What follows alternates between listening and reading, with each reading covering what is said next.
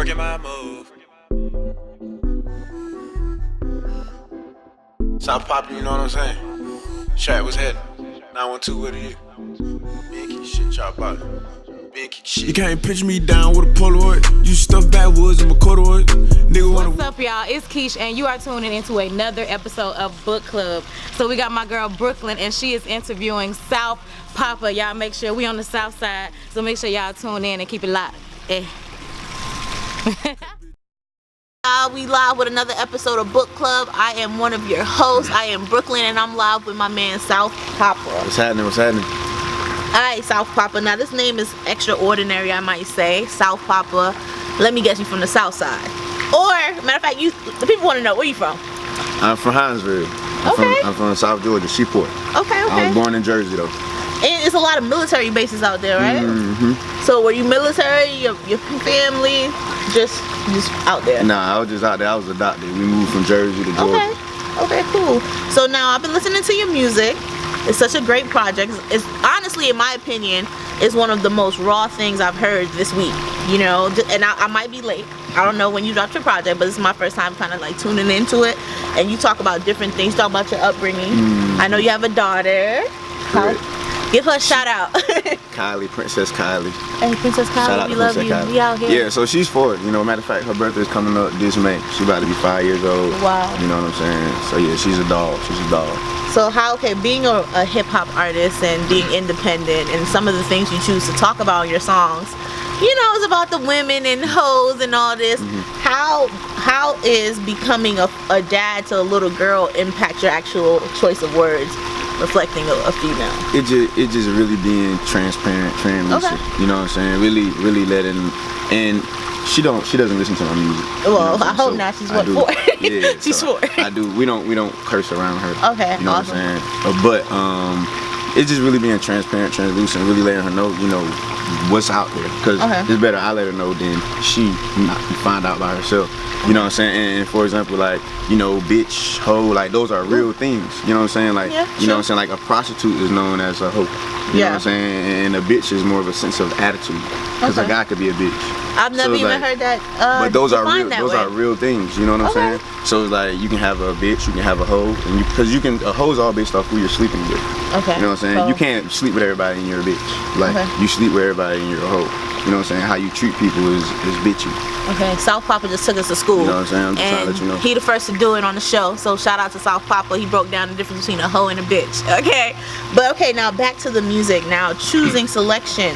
How do you process your selection? Like what makes the tape, what doesn't make the tape? Like how do you break that down? It all depends on vibes and time. Like, you know what I'm saying? So like there's some songs I'll drop, but I made this song 2 years ago. Okay. You know what I'm saying? And then like it just depends on what the vibe is at the moment. Like Charles Barkley, that was a song that landed on the tape like the week before it dropped or so. Okay. You know what I'm saying? So it was like it was just a vibe that just needed to be on the tape, you know, to just be in that packet. So do you consider yourself to be one of those endless artists? Like, you know, some artists, they will go to the studio and just record how many songs. You just make music, just continue to make music. Not only if you're just making music for a project, but just overall just making music. Do you consider yourself that? Yeah, like someone who would just make music. Yeah. Definitely. And I consider that because I feel like my content is timeless. Like I talk about what's going on.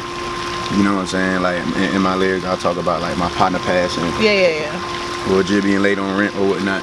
So I mean, it's like no matter what time we in, future, we could be in 2035. Like somebody gonna be broke in 2035. Somebody not gonna have the Hoover flying board. You know what I'm saying? So it's like, timely music.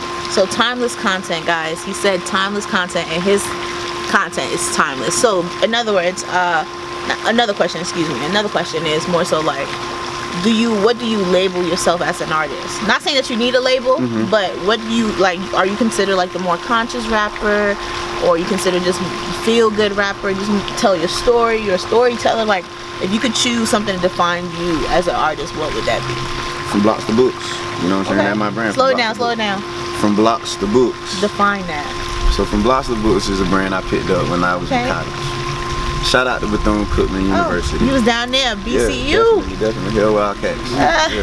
They think they the real Wildcats, but we ain't gonna start no drama because you know FBSU is the real Wildcat. But no shade, but Hey dude. man, we hear you. We hear you. But, hey, HBCU love no matter what. Understand? Yeah. It's for real. Though. Alright. Love for real. But So Blocks the Book. Yeah, that's my brand, man. And it's like, see, I represent the underdog, but everybody represents the underdog. Okay. You know what I'm saying? That's how that's what everybody seems to want to be. You know what I'm saying? Underdog. So it's like, my thing is, the uniqueness in my underdog is, I'm that story that is from the projects, you know what I'm saying, but refurbished. You Okay. get what I'm saying? And so it's like, nobody really tell that story, so it's just, that's my flavor. I still talk about, you know what I'm saying, whatever clothes going on, you know what I'm saying, how many cars I drove, how much dope whoever sold, you know what I'm saying? So, yeah, I mean, I still got the content in there, but it's just my uniqueness is just the polishedness, you get what I'm saying? So you went to Bethune-Cookman. What did you study at BCU? I'm intrigued to know. Marketing. Marketing. Yeah. Okay, how was that? Like having a marketing degree, how does that help you? I know that helps you tremendously with your whole craft and music and putting yourself out there. Honestly, it helps. It just helps just knowing that I can put the time in to do that. Like I said, I was in school for 4 or 5 years, and I, can work a certain way. But as far as the degree, it's really about how much work ethic I choose to put in. Because out of all the jobs I've had, they were telling me I didn't even need a degree. You know, and really, they wasn't really looking into my degree. They was looking into my experience. That is true. You did. So now you got to tell me one of your craziest college experience. I would love to know, and I think they would love to know too, because he went to HBCU, y'all, and Bethune-Cookman be live. So I need to know, give me one. A crazy college experience. Yes, the craziest, most fun experience at Bethune-Cookman. All right. You gotta share. You want to know. Obama when he became president. That was dope. I'm gonna say that. Okay, you gotta come on. That's it? Obama became president. I'm trying to make sure. I'm trying to see what kind of example I'm finna give. I'm trying you know what I'm saying? Okay, so you guys were celebrating. shout out to you know what I mean. POTUS, what's up? Yeah, man. When Obama won, it was just like, what was this? 08 and then 2012. Yep. And when he won, it was just like, the whole campus was full. You had women on women, like on top of each other type. People just celebrating. And it was just dope. You know what I'm saying? That was one of my BCU experiences. Okay. You know what I'm saying? That was a great time, man. Yeah, Hey, man. Shout out to the Obamas for real. Dang. But yeah, there's also other experiences, you know what I'm saying, as far as like road trips and stuff like that. Yeah, we keep that to ourselves. Yeah, he gonna tell me off camera, because I want to personally know. Brooklyn want to know what went down at BCU, because they talk about they the Wildcats and all that. You know what I'm saying? So I personally want to know. But back to the music, man. Let's talk about Needed Me. Needed Me. Yeah. Needed Me. That's I think the number 5 record off the porch. And basically it was like, I tried to exemplify like being in a position that most of the people who listen to my music be into. Okay. So like every now and then we find ourselves in this love, you know what I'm saying, or lust, but we find ourselves in that cycle, whichever one we choose, and we get lost to a point where it's like, man, we just in a dark spirit. So we just like we resent love over lust. That's good. So really, it's just like, not to cut you off, it's just like, okay, this is how I feel about you. You know what I'm saying? But you gonna need me now. I love you now, but this how you know. This how you reflect it. Yeah, I see. Yeah, you know what I'm saying?